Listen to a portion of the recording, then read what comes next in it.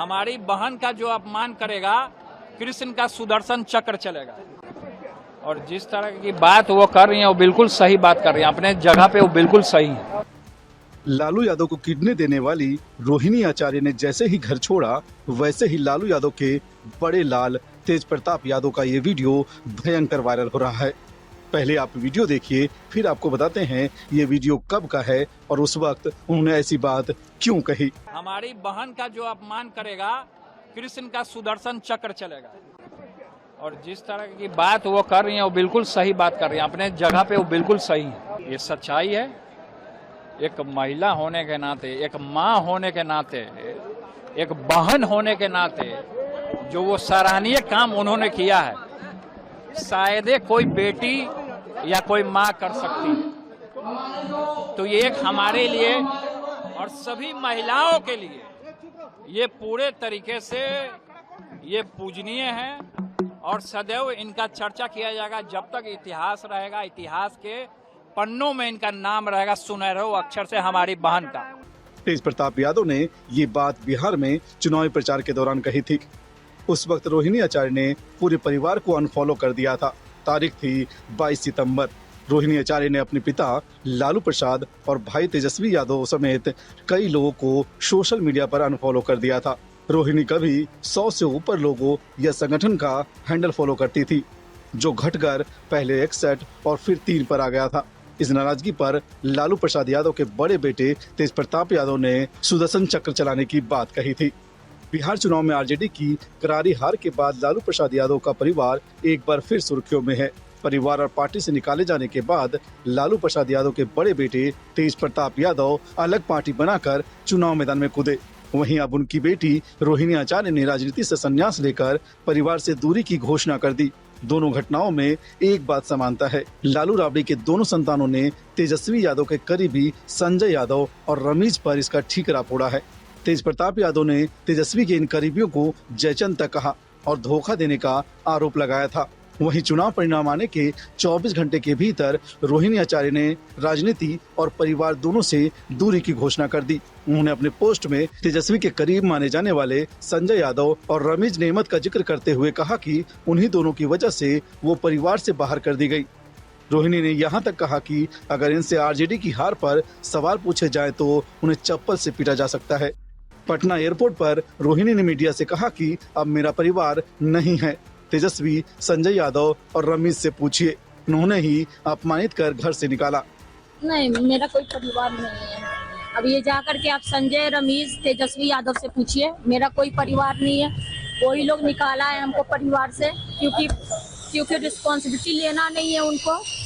पूरा दुनिया बोल रहा है जो चाणक्य बनेगा तो चाणक्य से आप सवाल पूछिएगा। जब कार्यकर्ता चाणक्य से सवाल कर रहा है, पूरा देश दुनिया सवाल कर रहा है कि पार्टी का ये ऐसा हाल क्यों हुआ। अब जब संजय, रमीज, इन लोग का नाम लीजिए तो आपको घर से निकाल दिया जाएगा, आपको बदनाम किया जाएगा, आपको गाली दिलवाया जाएगा, आपके ऊपर चप्पल उठा करके मारा जाएगा। वहीं सिंगापुर पहुंचते ही रोहिणी आचार्य ने ताबड़तोड़ 2 ट्वीट किए, जिसमें उन्होंने परिवार की कला की पूरी कहानी सरेआम कर दी। सोशल मीडिया पर उन्होंने लिखा कि कल एक बेटी, एक बहन, एक शादीशुदा महिला, एक माँ को जलील किया गया, गंदी गालियां दी गई, मारने के लिए चप्पल उठाया गया। मैंने अपने आत्मसम्मान से समझौता नहीं किया, सच का समर्पण नहीं किया, सिर्फ और सिर्फ इस वजह से मुझे बेइज्जती झेलनी पड़ी। उन्होंने अपनी पोस्ट में आगे लिखा कि कल एक मजबूरी में अपने रोते हुए माँ बाप बहनों को छोड़ आई, मुझसे मेरा मायका छुड़वाया गया, मुझे अनाथ बना दिया गया, आप सब मेरे रास्ते कभी न चले। उन्होंने एक और बड़ी बात कही, उन्होंने लिखा कि किसी घर में रोहिणी जैसी बेटी बहन पैदा ना हो। इससे पहले रोहिणी ने राजनीति छोड़ने और अपने परिवार से संबंध खत्म करने की घोषणा की थी, जिस पर बिहार में सियासी बवाल मच गया था। देखिए, वैसे तो ये लालू जी के परिवार का अंदरूनी मामला है, ये उनकी पार्टी का अंदरूनी मामला है, इस पर ज्यादा कोई टिप्पणी नहीं करनी चाहिए। पर एक सवाल मन में निर्माण होता है कि यदि लालू जी की बेटी अपने ही घर में सम्मानित, सुरक्षित और संरक्षित नहीं है, कुछ बाहरी लोग उनके ऊपर हमला करते हैं, चप्पल से हमला हो रहा है, गाली गलौज दी जा रही है, तो बिहार की बेटी और बिहार की महिलाओं को क्या ये पार्टी सम्मान, संरक्षण दे पाती? इसीलिए जनता ने बड़े विवेक के साथ ऐसी पार्टी को सत्ता से दूर रखा है जिनका केवल ध्येय है जंगल राज लाना, और अपनी भी बेटी को सुरक्षित नहीं रख पा रहे घर में, अपने ही घर में वो सुरक्षित नहीं है, सम्मानित नहीं है, तो सोचिए बाहर बिहार की महिलाओं का क्या होता। सर, रोहिणी आचार्य जो है पॉलिटिक्स से इस्तीफा दे दिया है और परिवार से भी नाता तोड़। अब देखिए, वैसे इसमें बड़ा बहुत बोलना बनता नहीं है, मगर एक ये जरूर दिख रहा है कि जिन लोगों ने पूरे बिहार को चलाने के सपने देख रहे थे वो परिवार भी नहीं चला पा रहे। रोहिणी आचार्य ने बहुत सारी बात कल मैं सुन रहा था, बहुत ही आपत्तिजनक। सवाल पूछने पे चप्पल से पिटाई हो सकती है, सवाल पूछने पे आपको घर से बाहर निकाला जा सकता है। ये कहीं न कहीं उस मानसिकता का परिचायक है जिस जंगल राज के लिए पूरा शासन जाना जाता था। मैं ईश्वर से प्रार्थना करता हूं इन लोगों की अंदरूनी समस्याएं ठीक।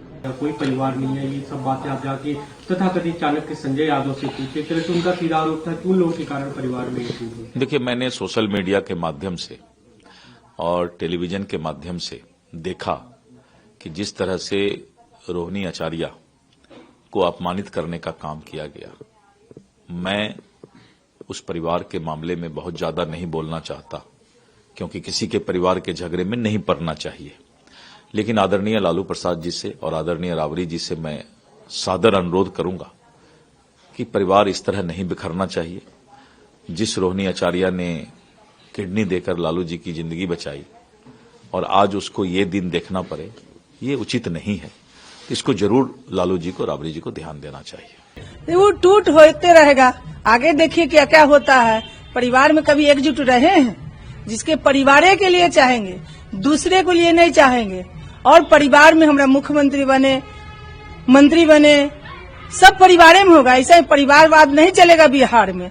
देख रहे हैं सभी हटा दिया, पूरे बिहार से हटा दिया, तो कहाँ रोहिणी आचार्य को चलिए ठेस पहुंचा है तो घर से निकल गई है। उनके घर वालों ने उनको चप्पल से मारा और वो एयरपोर्ट पे जा रही थी और उन्होंने कहा मीडिया से बात करते हुए कि मेरा अब लालू परिवार से कोई रिश्ता नाता नहीं है। देखिए, आंतरिक मामला है, क्या है उनके बीच में मुझे जानकारी नहीं है, और उन्होंने क्या बोला मैं भी नहीं सुना हूँ, लेकिन अगर ऐसी बात उन्होंने बोला है तो दुर्भाग्यपूर्ण है। कहा जाता है कि बुरे वक्त में सपने भी छोड़ देते हैं, और महत्वाकांक्षा जब हावी होता है सबको परिवार में भी कला होता है।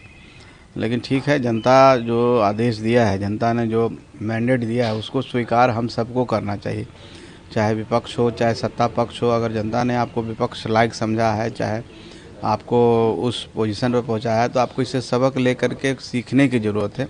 इस तरह से विचलित नहीं होनी चाहिए। ऐसा उनकी फैमिली में क्यों हो रहा है? पहले तेज प्रताप, फिर मीसा भारती, अब रोहिणी आचार्य, सभी आरोप लगा रहे हैं कि संजय यादव जो उनके चाणक्य माने जाते हैं वो उनसे मिसबिहेव करते हैं और हार की जिम्मेवारी वो नहीं ले रहे हैं। अब उनके कहे, मैंने कहा ना कि आंतरिक मामला है, पारिवारिक मामला है, उनके पार्टी का मामला है। मुझे जानकारी तो बाहर से कुछ है नहीं, आप ही लोग जो बोलते हैं उसको सुनते हैं, तो उस पर टिप्पणी हम क्या करें। अब हम इतना जानते हैं कि जनता हम लोग के साथ है, जनता ने हम लोग को ऐतिहासिक जीत दी है, जनता ने हम पर विश्वास किया है, और हम सब मिल करके एनडीए की सरकार उनके लिए काम करेगी, बिहार को आगे बढ़ाने में काम करेगी।